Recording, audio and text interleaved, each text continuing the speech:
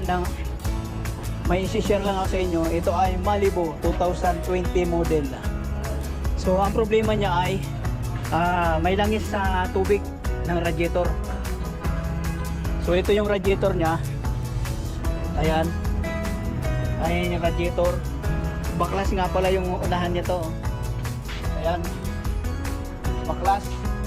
Tapos ito kasi yung kanyang ano, ito yung oil cooler ng transmission. So yung oil na yon, kulay pink, di ba?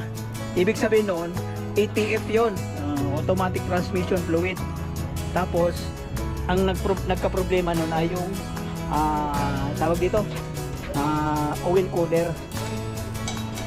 So ito nga yung linya ng ano, oil cooler. Dumaan dito sa ano, ito yung palibasa kasi ito ay turbo. Meron siyang intercooler. Tapos sa intercooler may kasama para siya ano, oil cooler. Ayan, oh. At pagkatapos bukod doon sa oil cooler, paglabas siya sa oil cooler, dumaan ulit siya dito. Dumaan naman siya dito sa may radiator. Ito radiator na ito eh.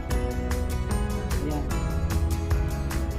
Sa loob para mapalamig din siya ng tubig ng radiator. Ayan. Ang kadalasan nangyayari nun, yung nandito sa loob na ito, kinakain ng kalawang o nagkakaroon ng corrosion, kaya nabubutas, pumahalo sa tubig ng radiator, tubig ng makina. Yun, makikita mo yun doon. So yun, baklas nga yung harapan at baklas din itong ano. Iingatan natin na ano, tawag dito, ingatan natin na hindi na tayo magpasingaw ng preyon. Sana hindi na magpasingaw ng preyon kasi tingnan nyo itong bracket. Itong bracket nito, yung mga plastic, magkakasama-sama siya. Oh. Ito yung intercooler to, ito. Ito naman yung condenser. Intercooler, tapos ito na yung sa radiator, yung tubig. So ayun, tatanggalin muna natin tong harapan na ito bago natin ihimay-himayin yan. So papakita ko sa parang hindi yata ano, papagawa yata sa labas yan yung ano dito, yung dyan, papalitan lang naman yan eh, may nabibili naman yan. So papakita ko lang sa inyo kung paano magbaklas ng radiator yan.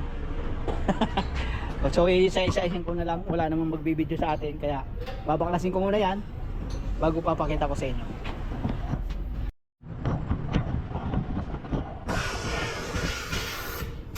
So ito pala mga kasindero, ito yung intercooler ng turbo at yung ito namang oil cooler ay hiwalay. Ayan, hiwalay siya.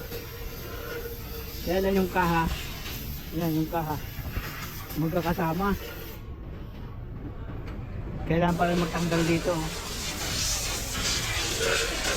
tsaka dito para may hiwalay. Kailangan iwalay din tong intercooler para matanggal tong ano, radiator. Ito na yung kanyang radiator. So bali, mekaniko na magtatanggal nito. Pinakita ko lang sa kanina kung alin yung mga tatanggalin. Yan. Kasi mekaniko na maggagawa nitong radiator. Pinatanggal lang sa akin yung harapan. Tsaka itong condenser. Titingnan kung sana hindi na magpasingaw ng preyon.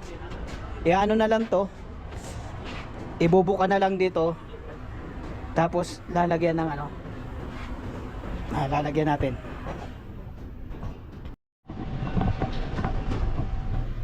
So ito na nga mga kasindero, natanggal ko na yung oil cooler dito. Ayun na. Ayan, naiwalay ko na. At yung ito na lang, ito na yung kanyang radiator. Ito naman yung intercooler ng turbo. At kung magtatanggal nga pala ng ano, radiator fan, hindi ka na kailangan magtanggal ng harapan. Ito lang yung tatanggalin mo to. Itong bakal na to. Tapos may bakal pa yan dito na nakaganon. Ito. Ito to. Yan. Tatanggalin mo rin yan. Pagka magtatanggal ka ng ano, yung radiator fan lang. Tanggalin mo rin yan. To. Tapos ito. Tapos yun, mahuhugot mo na itong ano, radiator fan. So ito na nga, iwan ko na sa kanila. Break time ko na. Sila na lang mag-iwalay nitong intercooler. Tsaka yan. Ito, ingatan na lang nila to para di na magpasingaw ng refrigerant. Ayan. Yan ang forma niya mga kasindero.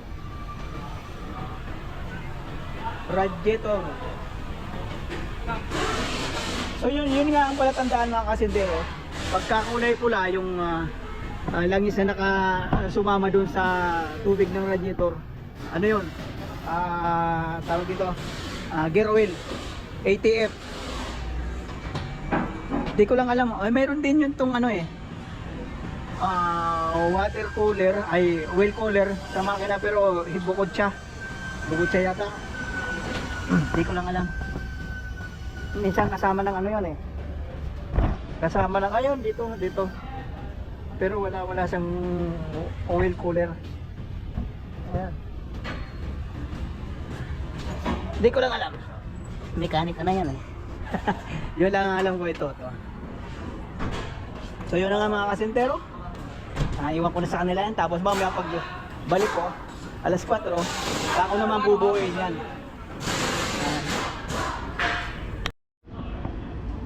At ganyan karami mga kasindero yung tornilyong tatanggalin. Karamihan maliliit na ganito, 7. Kulang pa yan, mayroon pang tatanggalin doon. Sila naman magtatanggal. Hello po mga kasindero. So ito na nga, bumalik na tayo sa trabaho. Alas 4 ng hapon. At babalik na natin yung ginagawa natin na Chevrolet Malibu 2020 model. So papakita ko na lang sa inyo ito. So ayan na nga, natanggal na nila dito. Yung ano nga pala, yan yung oil cooler naman ng makina ay nandito, ayan. Ayan sa loob, may tagas na rin siya. Ayan. Yan yung kanyang oil cooler. All Malibu like this. Tapos All Malibu. Micro Malibu like this. Tapos ito naman yung kanyang oil cooler ng ano. Ayan. Nandyan naman yung oil cooler naman. Pero bakit pinadaan pa dito? روح عندي هون انا قبل سنه هذا الجهاز. شوف هذا ايش مشكله هنا ما في هنا روح تونس. خلي يولي هذا. يلا خلصنا خليه يولي على كله يولي هذا. Alin na naman kung malumit kalaman ha. هذا مديته. So yun na nga.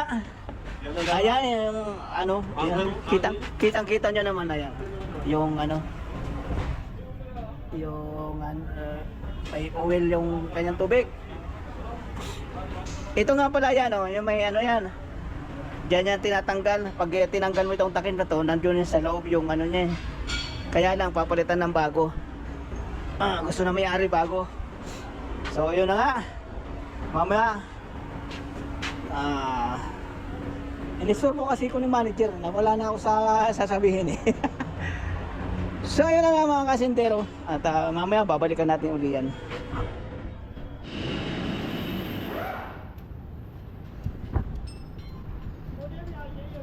So ayun na nga mga kasintero.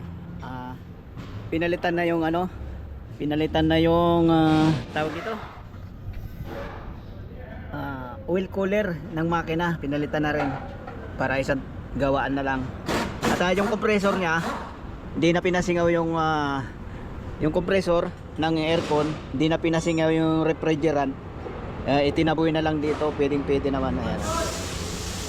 So pakakabit niya nung ano, pakakabit niya lahat. Ano yan? Yun doon. Ayun. Sa ano to? Dryada, mapizet jowa. Yung ano, yung oil na supply ng tawag dito. Supply ng sa turbo. Dry na dry ang loob Dapat may oil yan Isa da oil wala mo ya.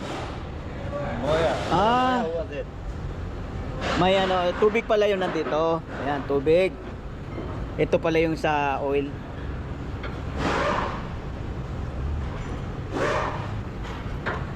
So yun na nga mga kasindero, kakabit na lang yan, tapos bubuuin ko na. At pagkabuo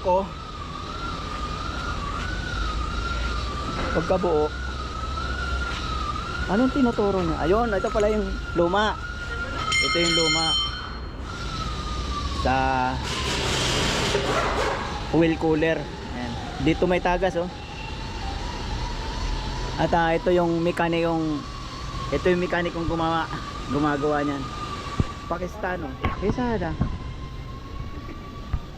Ayun. Uwin ang tama, uwin makanada. Punjab. Ha? Karachi. Pakistan. Sa Karachi. Es? Multan. So yun nga, matagal din ano, magpalit ng radiator tsaka yung oil cooler. So ayan yung ano, radiator nasira.